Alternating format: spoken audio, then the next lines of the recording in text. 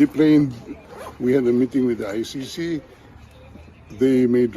I requested that the former president be brought directly to a hospital because of his bad medical conditions. It was almost a 24-hour flight. He just came from Hong Kong, not allowed to visit his home, not even allowed to see a doctor in a hospital before he could be transported here. Now, we made the request for a hospitalization, and they gave the assurance that he will be brought to a hospital. And I asked for the name of the hospital. Up to now, they have not given us the name of the hospital.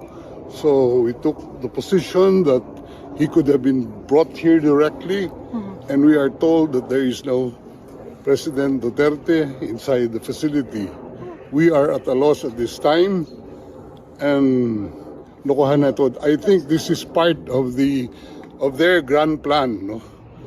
To kidnap the president, to extract the president from the Philippines, and brought to a jet without known destination. I was even forced to join that plane without any valid visa coming here.